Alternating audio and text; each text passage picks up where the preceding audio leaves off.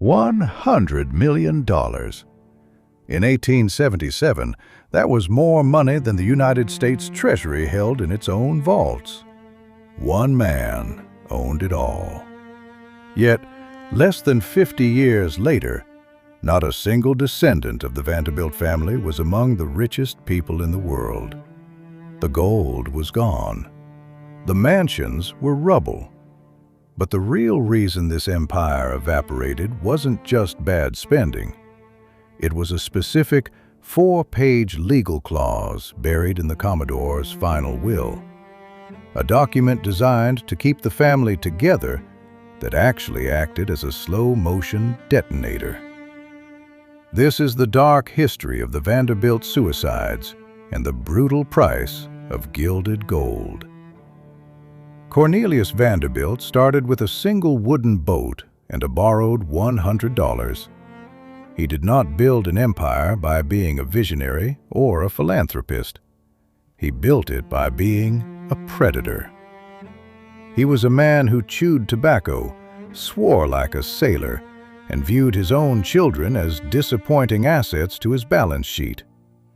To the Commodore, money was the only metric of human worth. He treated the New York harbor like a chessboard. He would intentionally lower his prices to zero just to starve his rivals into bankruptcy and drive them to the brink of ruin. He did not want to compete. He wanted to own the air his enemies breathed. By the time he pivoted to railroads, he controlled the only pulse that mattered in American commerce. But as the bank accounts swelled, the family spirit rotted from the inside out. He left 95% of his fortune to just one son, Billy, effectively telling his other children they were worth nothing. This single act of financial Darwinism set the stage for a century of psychological warfare. The money was not a gift to his kin. It was a weapon used against his own blood to ensure only the strongest would survive. This cold-blooded philosophy is the core of the Vanderbilt family history, a legacy defined by a father who loved his ledger more than his sons. He created a vacuum of affection that his descendants would spend hundreds of millions of dollars trying to fill. The Commodore lived in a modest house while controlling the destiny of a nation. He despised the trappings of wealth, preferring the raw power of the transaction itself. His children, however, were raised in the shadow of a giant who refused to let them grow. They were spectators to a level of greed that felt divine. When he finally passed away, the legal battle that followed was not just about the money. It was a public autopsy of a broken home where siblings testified against one another for a scrap of the gold. They fought with a desperation that hinted at the tragedies to come. He believed that by concentrating the wealth in one hand, the Vanderbilt name would reign forever. He viewed his family as a corporation rather than a unit of flesh and blood. This obsession with a singular, untouchable legacy created a pressure cooker for every child born into the line. They were expected to be titans, yet they were given no tools other than a checkbook. The Commodore's shadow was so long that it blocked the sun for 3 generations. This was the genesis of a greed so profound it eventually consumed the very people it was meant to protect. The inheritance was a poisoned chalice from the very first day. While Billy took the reins of the railroad, the rest of the family was left with millions in cash, but zero purpose. They were wealthy beyond imagination, yet they were socially and emotionally bankrupt. The Commodore had won the war for the railroads, but he had lost the war for his family's soul. He left behind a fortune that was too heavy to carry and a name that was too bright to live up to. The cracks in the foundation were already spreading before the funeral flowers had even wilted. This concentration of wealth was the ultimate gamble. It assumed that one man could maintain the momentum of a genius. But Billy Vanderbilt was not his father. He was a man obsessed with the burden of the gold rather than the thrill of the hunt. He inherited a monopoly, but he also inherited the hatred of a nation and the resentment of his own kin. The stage was set for an expansion that would dazzle the world, but the cost of that expansion would be measured in more than just dollars. It would be paid in the sanity and the lives of those who shared his name. Billy Vanderbilt did not just inherit a fortune.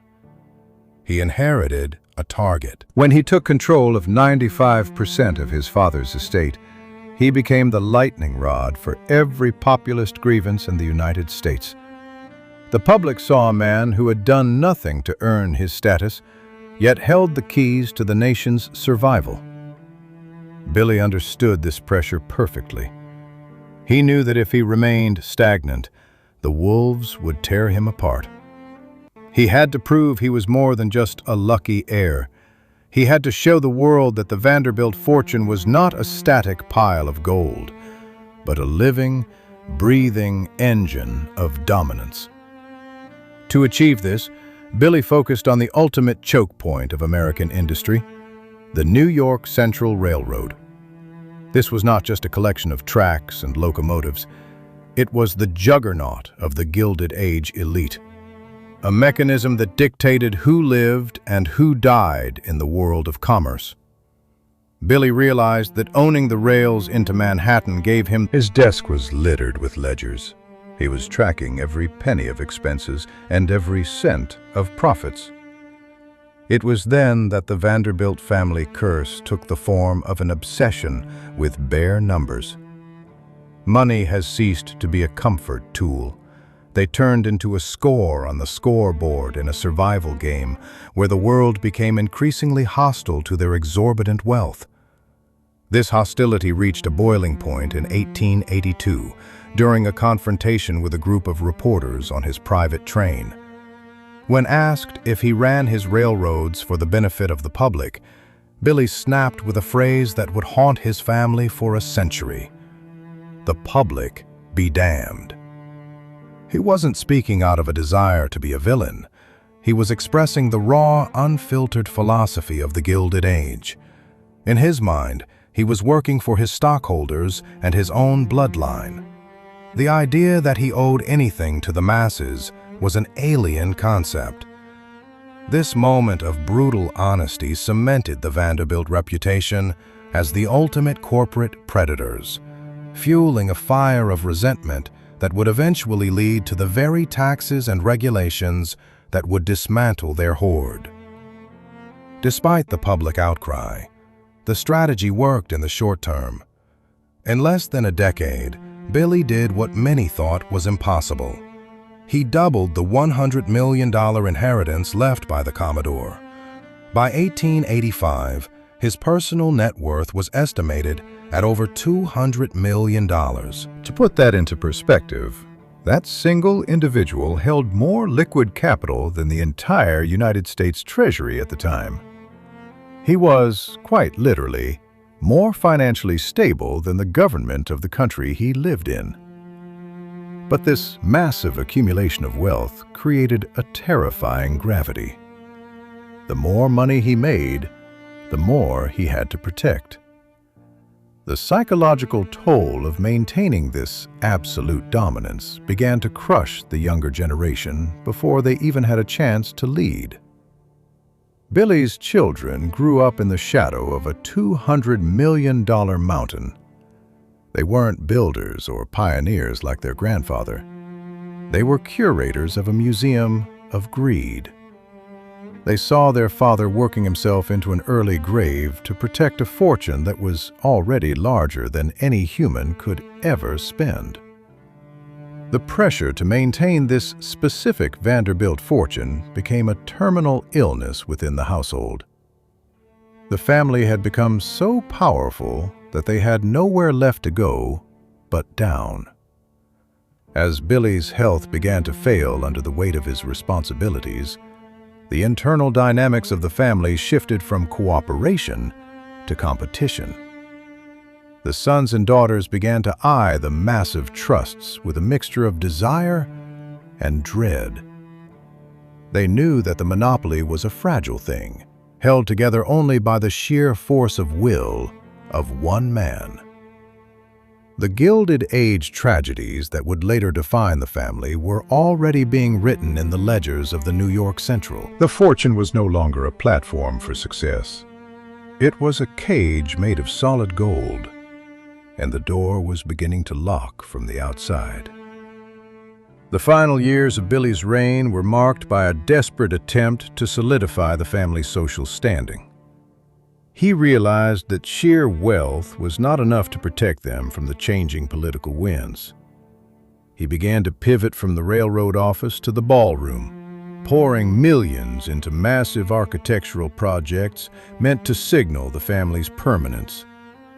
But these buildings were not just homes. They were fortresses. They were designed to keep the world out and the family in. This shift from production to presentation marked the true beginning of the end. The builders were gone, and the era of the spenders had arrived, setting the stage for a level of decadence that would eventually consume everything the Commodore had built. The transition from building railroads to building palaces was not a shift in strategy. It was a psychological surrender. The third generation of the Vanderbilt family no longer measured their success by miles of track or tons of steel. They measured it by the height of their ceilings and the weight of their guest lists. This era of the Vanderbilt fortune saw the money transition from a living, breathing engine of commerce into a cold, static monument of stone. The heirs were no longer entrepreneurs. They were curators of their own legend. They believed that if they built things large enough, the world would forget the smell of the Commodore's tobacco and the grit of the docks. Alice Vanderbilt, the wife of Cornelius II, became the epicenter of this obsession. The self-proclaimed empress of the Gilded Age elite, she turned social status into a blood sport where wealth was not capital, but a weapon. In 1895, she completed The Breakers, a 70-room palazzo designed to completely humiliate the European aristocracy. Every element of the interior, rare African marble, embossed leather, and 24-karat gold ceilings, was not just a decoration, but a demonstration of strength in the war for supremacy. Alice built a palace for the Queen to use for just 6 weeks a year, putting all the family influence on the line for a fleeting triumph. But the extravagance was not merely architectural, it was behavioral. The Vanderbilt mansion's history is littered with accounts of parties that bordered on the surreal. At one particular gathering, the family transformed a ballroom into a miniature forest, complete with live trees and artificial brooks. Guests were given silver trowels to dig in a massive dessert filled with genuine rubies and sapphires. They weren't just spending money, they were mocking it. This performance of wealth was a desperate attempt to fill the void left by a lack of purpose. When you are born at the finish line, the only thing left to do is throw a party. The cost of this social theater was staggering. While the Commodore had lived on a fraction of his earnings, his grandchildren were burning through the principal of their trusts. They were the ultimate Gilded Age elite, but they were also the first to ignore the basic laws of math. Every marble column at the Breakers and every gold-plated faucet at Marble House represented a withdrawal from a finite hoard. They lived under the delusion that the Vanderbilt fortune was an infinite spring. They failed to realize that wealth is like a battery. If you only draw from it and never recharge it, the light eventually flickers and dies. This constant need for validation through consumption created a toxic. But even as the stone was being laid, The era of the spenders was reaching its breaking point. The public was beginning to sour on the excesses of the super-rich, and the government was starting to look at the Vanderbilt vaults with hungry eyes. The family was so busy polishing their silver that they didn't see the shadows lengthening across their manicured lawns. They were at the absolute peak of their power, which meant the only direction left to go was down. The tragedy of this period wasn't the spending itself, but what the spending was trying to hide. The Vanderbilt family curse was not a supernatural event.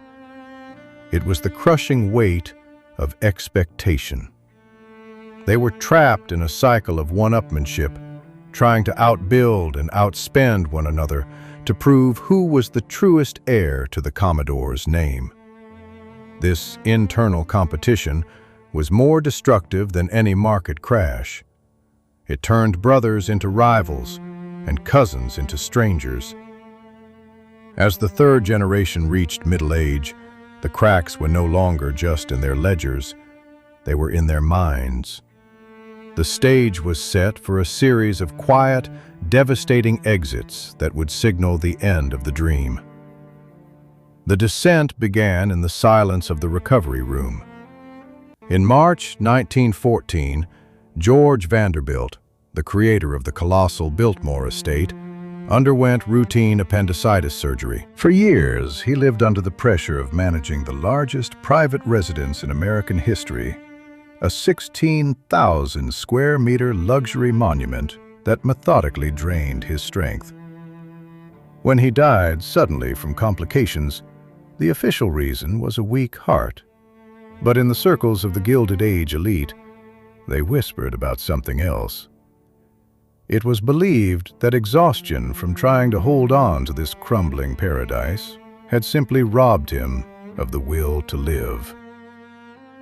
His death was the first signal that the curse of the Vanderbilt family was turning from a metaphor into a physical reality, marking the transition from the era of great construction to a series of quiet and gloomy finales. As the physical health of the heirs began to falter, the legal landscape of America shifted to ensure they could never recover. In 1913, the federal government introduced the income tax, followed shortly by a predatory estate tax designed specifically to dismantle the massive hoards of the Gilded Age. For decades, the Vanderbilt fortune had grown in a vacuum, shielded by a lack of regulation and the Commodore's ironclad trusts. Now, the government was acting as a professional liquidator. Every time a patriarch died, a massive percentage of the family's liquidity was carved away by the state. The gold that once felt infinite was being systematically harvested, and for the first time in 3 generations, the Vanderbilt name was no longer a shield against the reach of the taxman. The external pressure from Washington was matched only by the internal rot of hidden addictions and fractured marriages. Behind the marble facades of the Fifth Avenue mansions, the 3rd and 4th generations were self-medicating to cope with the vacuum of their own lives. Alice Vanderbilt and her contemporaries found themselves presiding over a social order that was rapidly evaporating. The hotel rooms of New York and Paris became the settings for unexplained ends and quiet scandals that the family paid millions to keep out of the headlines. They were no longer the vibrant predators of the shipping industry. They were a collection of fragile individuals struggling with the mental health challenges of the Gilded Age, isolated by their wealth and haunted by the impossible standard of the Commodore's ghost. This period of decline was accelerated by a total breakdown in family unity. The Vanderbilt fortune, once a unified weapon used to dominate the American economy, was now the subject of vicious public litigation. The descendants began to view one another not as kin, but as obstacles to their next payout. Cousins began suing cousins over the fine print of trust funds, and siblings fought over the ownership of family portraits and silver services. The legal fees alone began to rival the cost of their summer homes. This infighting signaled the end of the Vanderbilt monopoly, as the family spent more time in courtrooms fighting each other than they did in boardrooms fighting for market share. By the time the roar of the 1920s arrived, the cracks in the foundation were visible to everyone but the Vanderbilts themselves. They continued to live as if the math of the 19th century still applied, ignoring the reality that their capital was being eroded from every side. The introduction of these new taxes and the mounting costs of their internal betrayals created a terminal trajectory. The family was no longer a dynasty. It was a collection of individuals frantically trying to grab as many gold coins as possible before the vault was sealed. They were standing on a mountain of debt, dressed in the clothes of emperors, waiting for the one event that would expose the vacuum at the center of their empire. The fall of the Vanderbilts was not a single event, but a slow-motion collision with reality. While the public still looked at the Vanderbilt mansion's history with awe, the people inside those walls were living in a state of constant, quiet panic. They were the architects of their own isolation, trapped by a legacy that demanded they stay at the top of a peak that was rapidly crumbling into the sea. The stage was now set for the final act of this Gilded Age tragedy, where the last remnants of the Commodore's gold would be traded for the price of a graceful exit, and the ultimate betrayal would come from the very document meant to protect them. The mechanism of the Vanderbilt destruction was not a market crash or a bad investment, but the very document intended to immortalize them. The Commodore's will left the overwhelming majority of his fortune to a single heir, his son William Henry, to prevent the very fragmentation and trust dependency that later plagued the family. To ensure the family remained the undisputed Gilded Age elite, he envisioned a perpetual motion machine of capital that would keep his descendants at the helm of American industry forever. But he failed to account for the corrosive nature of human psychology when trapped in a gilded cage. Because the heirs were legally barred from touching the principal of their inheritance, they became prisoners of their own prestige. They were forced to maintain the appearance of infinite wealth while their liquid cash flow began to dry up under the scorching heat of modern taxes. To fund their astronomical lifestyles, the younger generation began a desperate cycle of borrowing against the Vanderbilt name. They used their social standing as collateral for massive loans, effectively mortgaging a future they no longer owned. When the stock market wobbled and the era of easy credit vanished, the debt remained like a hangman's noose. The Vanderbilt family curse was not a supernatural event, but a mathematical certainty. By the mid-20th century, the math had turned terminal, and the prestigious veneer began to shatter in the most public ways imaginable. The mansions that once defined the New York skyline became liabilities that no one could afford to heat, let alone staff with armies of servants. By 1947, these marble palaces, which had cost tens of millions to construct, were often offloaded for less than the value of their annual property taxes. The city that the Commodore once owned was now reclaiming his territory, brick by gold-plated brick. It was a visual autopsy of a dynasty that had run out of time. The grand ballrooms where emperors had once toasted to the future were reduced to rubble to make way for office buildings and department stores. The emotional toll of this decline led to the most harrowing Gilded Age tragedies. The pressure to live up to the Vanderbilt mansion's history while being functionally broke, created a psychological vacuum. This culminated in the internal collapse of the family's social cohesion. He was a man born into a legacy of gods, who found himself living the life of a ghost. The gold had not protected the family. It had isolated them until the only way out was down. The empire did not just fall under the weight of external forces. It surrendered to its own internal rot. What happened to the Vanderbilt wealth was a masterclass in institutional failure. The trusts that were meant to be shields became anchors, dragging the family into the depths of a changing economy they refused to understand.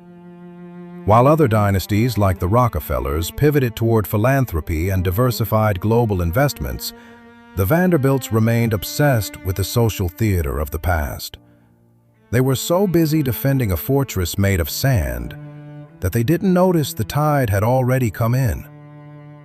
The final remnants of the Commodore's hoard were being swallowed by legal fees, interest payments, and the relentless march of the federal government's estate tax. By the time the dust settled, the Vanderbilt fortune was no longer a mountain of gold, but a collection of cautionary tales and faded photographs. The specific 4-page clause that was meant to act as a foundation for a 1,000-year dynasty had instead acted as a slow-motion detonator. It ensured that the family could never adapt, never downsize gracefully, and never escape the shadow of a patriarch who valued money more than blood. The price of gilded gold was finally being paid in full, and the currency was the very sanity and survival of the Vanderbilt line. The stage was now set for the final gathering, where the true extent of the devastation would be revealed to the world. The final gathering of the Vanderbilt clan took place in 1973, but it bore no resemblance to the diamond-studded galas of the previous century. 120 descendants of the Commodore met at Vanderbilt University for a reunion that felt more like a wake for a lost world. When the organizer asked the room if anyone present was a millionaire, not a single hand was raised. One of the largest private fortunes of its time had been completely liquidated in less than 100 years. The fall of the Vanderbilts was now a statistical certainty, a mathematical impossibility made real by 3 generations of relentless consumption. They had transitioned from being the masters of the American economy to being mere spectators of their own decline. The anatomy of this collapse proves that the Vanderbilt fortune was not stolen or lost in one day. It was dissolved by the architecture of the elite lifestyle itself. Every generation treated family trusts like a bottomless well, not noticing how taxes turned their gold into a burden. The Fifth Avenue mansions became money-eating machines, requiring hundreds of servants and thousands of dollars for daily maintenance. As soon as the railways stopped making super profits, these stone giants began to swallow up their owners entirely. The family could only watch as their marble heritage went under the hammer for the price of the land under it. Alice Vanderbilt and her contemporaries had spent their lives building a social fortress that was impenetrable to outsiders, but they forgot to build a door for themselves to escape. The Vanderbilt family curse was not a supernatural affliction, but a psychological state of being born at the finish line. Without the struggle that defined the Commodore, his descendants lacked the predatory instincts required to survive the 20th century. They were raised to be ornaments of a specific era, and when that era ended with the Great Depression and the World Wars, they became obsolete. The psychological toll was devastating, as many heirs struggled with a sense of purposelessness, that often led to the quiet tragedies whispered about in the hallways of the remaining estates. The final autopsy of the empire shows that the Vanderbilt mansion's history is ultimately a story of gravity. By the time the last great houses were being demolished to make way for office buildings and department stores, the family name had become a brand for things they no longer owned. The Commodore's legacy was supposed to be a dynasty that ruled for 1,000 years, but he built it on the flawed premise that money alone could bind a bloodline together. Instead, the wealth acted as a centrifugal force, spinning the family members away from each other until there was no central core left. The gold was gone, leaving behind only the cold, hard lessons of how quickly an empire can evaporate when it loses its connection to the reality of the market. Today, the Vanderbilt name is etched into the stone of universities and hospitals, serving as a permanent reminder of a wealth that no longer exists in private hands. This is the ultimate end of the Gilded Age tragedies, where the pursuit of absolute dominance leads to absolute emptiness. The fall of the Vanderbilts stands as the premier case study for financial historians and anyone interested in the dark side of extreme wealth. It proves that the preservation of a dynasty requires more than just a 4-page legal clause. It requires a vision that extends beyond the ego of a single patriarch. The vaults are empty, the mansions are rubble, and the story of the price of gilded gold is finally complete. The history of the Gilded Age is littered with the remains of families who thought they were too big to fail. If you found this deep dive into the collapse of the Vanderbilt empire and the reality of the Vanderbilt family curse fascinating, ensure you are subscribed for our next investigation into the secret lives of the world's most powerful dynasties. We are peeling back the velvet curtain on the empires that currently rule our world, to see where the next cracks are beginning to form. The story of power is never over, and the next fall might be even more spectacular than the last. Share your thoughts in the comments on which dynasty we should dissect next as we continue to explore the brutal price of legacy.